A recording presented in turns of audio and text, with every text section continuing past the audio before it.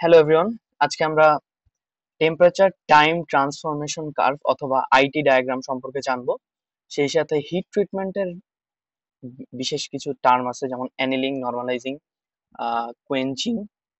এই সমস্ত টার্মগুলো সম্পর্কে আমরা পরিচিতি লাভ করব। ওকে, তো আমরা শুরু করি। আচ্ছা, সো এটা হচ্ছে আমাদের টিডিটি কার্ভ, যেটা দেখতে এরকম। বেসিক্যালি আমাদের যে ফেজ ডায়াগ্রামটা থাকে সেটার আপডেটেড ভার্সন। ফেজ ডায়াগ্রামে আমাদের কোনো টেম্পারেচারটা টাইমের সাথে কিরকম বিহেভ করবে ওটা জানা যাচ্ছিল না ইকুইলিব্রিয়াম ডায়াগ্রামে। সো এই টাইমের সাথে বিহেভ দেখার জন্য আমরা হচ্ছে আয়রন আয়রন কার্বাইড ডায়াগ্রামের ক্ষেত্রে এই টিডিটি কার্ভটা দেখে থাকি হিট ট্রিটমেন্টের ক্ষেত্রে। সো আমরা এই যে ইউটেক্টয়েড যেই পয়েন্টটা, সেটা হচ্ছে টিই আমি নাম দিয়েছি, এবং আহ, দুইটা কার্ভ থাকে, দুইটা সি কার্ভ থাকে, একটা হচ্ছে স্টার্ট আর এটা হচ্ছে ফিনিশ। ওকে, সো স্টার্ট যেটা হচ্ছে ইউটেক্টর রিজিয়নের সাথে অসীম তট আকারে চলে। আর এখানে একটা নোস এরিয়া থাকে, যে টেম্পারেচারে আর কি টাইমটা, যে টাইমে একটা টেম্পারেচার থাকে, যে টেম্পারেচারের ভ্যালুটা এখানে আমরা নোট করতে পারি। সো কার্ভটা দেখতে কিছুটা এরকম হয়। এখন আমরা এই কার্ভের সাহায্যে আহ, দেখবো বেসিক্যালি যে আহ, বিভিন্ন ধরনের যে টার্ম গুলো হিট ট্রিটমেন্টের, সেগুলো বোঝার ট্রাই করবো। আচ্ছা, সো ইউটেক্টর টেম্পারেচারের উপরে আমরা জানি যে অস্টেনাইট থাকে, যেটা হচ্ছে স্টেবল গামা। আর ইউটেক্টর টেম্পারেচারের নিচে আমরা দেখাচ্ছি আনস্টেবল, যখন হচ্ছে এই গামাটা পেয়ার লাইট ফরমেশন শুরু করছে, পারলাইট ফরমেশন শুরু করছে। সো 100% তো শেষ হয়নি, মানে টাইম যাচ্ছে, 5 সেকেন্ড গেছে, কিছু পরিমাণ গামা পেয়ার লাইট হয়েছে, 10 সেকেন্ড গেছে, আরো কিছু পরিমাণ গামা পেয়ার লাইট গেছে। তো একটা নির্দিষ্ট টাইম লাগে যে গামা পেয়ার লাইট ট্রান্সফরমেশনের জন্য।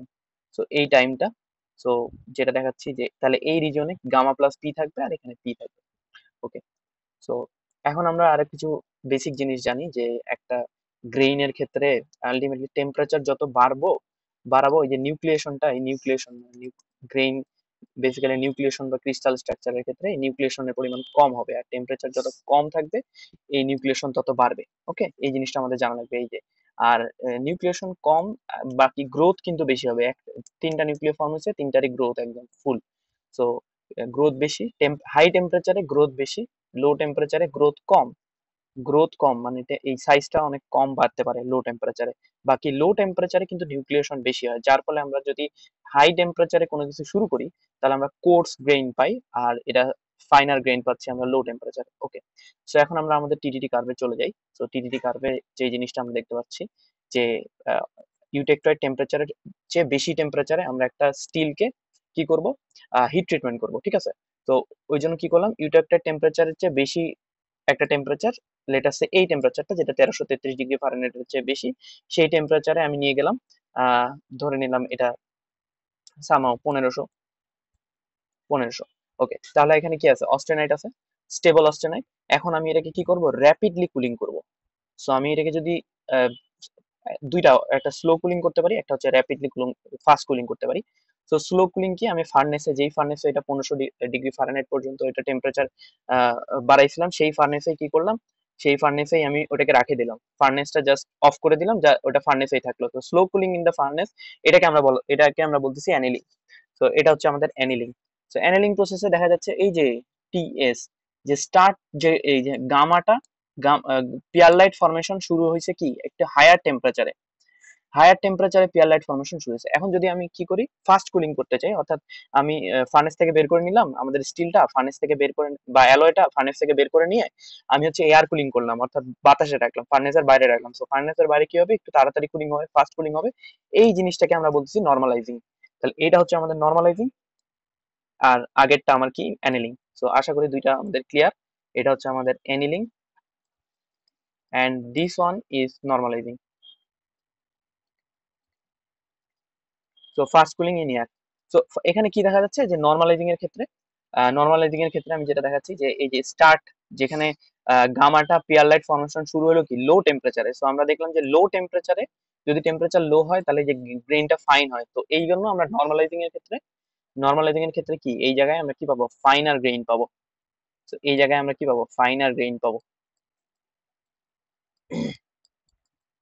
আর এই জায়গায় আমরা কি গ্রেইন পাবো, যদি আমরা অ্যানিলিং এর ক্ষেত্রে দেখি, অ্যানিলিং এর ক্ষেত্রে এই যে কোর্স গ্রেইন পাবো, ঠিক আছে।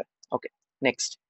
সো অ্যানালিজিং গেল, নর্মালাইজিং গেল। এখন আমরা যেটা যাচ্ছি, যদি যদি আমরা আরো র্যাপিডলি কুল করি, এখন র্যাপিডলি কুল করতে পারি এমন ভাবে যে গামা আর পিয়ার লাইট যেই পয়েন্টে যেই টাইমে শুরু হয়, আমরা ওই নোসটাকে টাচই করলাম না, এই কার্ভটা খুবই র্যাপিডলি কুল করলাম।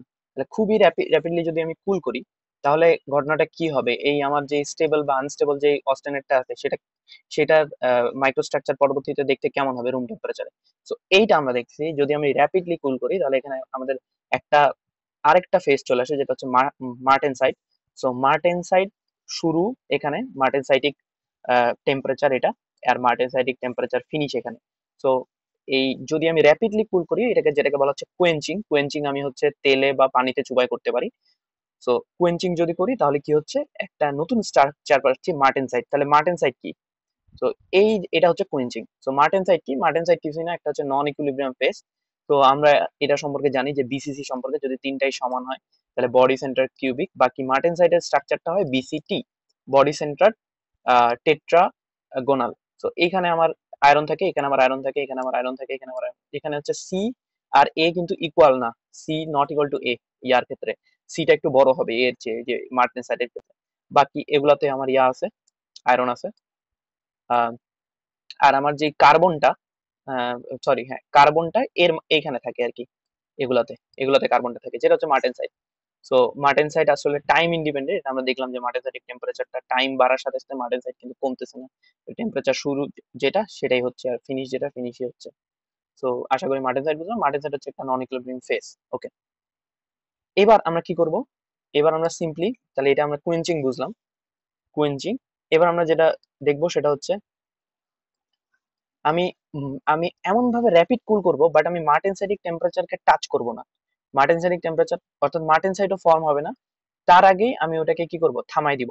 থামাই দিয়ে ওটাকে ওটাকে ওখানেই স্টপ করে দিব, ঠিক আছে, যেই টেম্পারেচারে স্টপ করে দিলাম। তাহলে কিছু টাইম গেলে তাহলে ওই এখানে আসবে, টাইম যত যত বাড়াবো, তাহলে কি পিয়ার লাইট ফর্ম হওয়ার কথা, পিয়ার লাইট ফর্ম হওয়ার কথা, এটা পিয়ার লাইট, বাট এই স্ট্রাকচারটা কিন্তু পিয়ার লাইট না। এইটাকে বলা হচ্ছে বেইনাইট। টিটিটি কার্ভটা যেই সায়েন্টিস্ট আবিষ্কার করেছিল তার নাম বেইন। তো তার নামের অনুসারেই আর কি এই আহ, যেটাকে আমরা বলতেছি এই স্ট্রাকচারটাকে, এটাকে বলা হচ্ছে বেইনাইট। সো বেইনাইটটা ফর্ম হচ্ছে এই যে এই আমি মার্টেনসাইট টেম্পারেচারের আগেই যে এটাকে স্টপ করে দিলাম, মার্টেনসাইট টেম্পারেচারের আগেই কোয়েঞ্চিংটাকে স্টপ করে দিলাম। সো এই জিনিসটাকে আমরা বলতেছি অস্টেম্পারিং। ওকে, সো এটা হচ্ছে আমাদের অস্টেম্পারিং। তো অস্টেম্পারিং এ আমাদের বেইনাইট ফর্ম হচ্ছে। সো আমি একটু শুরুর স্লাইডে চলে যাই, একদম আমাদের ফার্স্ট স্লাইড এটা ছিল, যে অস্টেম্পারিং কোথায় ফর্ম হচ্ছে, আমাদের বেইনাইট অস্টেম্পারিং, আর কোয়েঞ্চিং এর ক্ষেত্রে মার্টেনসাইট। আর লাস্ট এন্ড আমাদের লাস্ট এখন যেই জিনিসটা আমাদের দেখতে হবে, সো এটা দেখলাম বেইনাইট।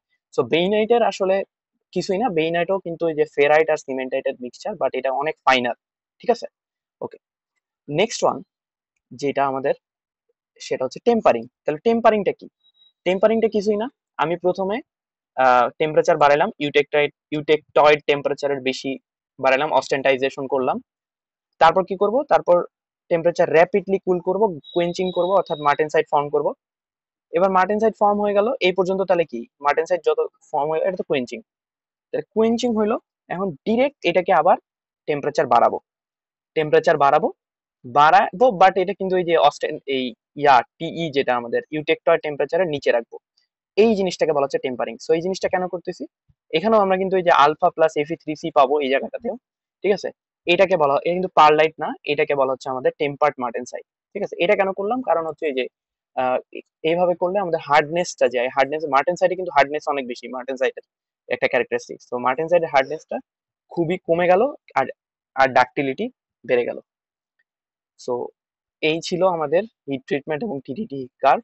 তো আশা করি বুঝতে পেরেছি। Thank you very much.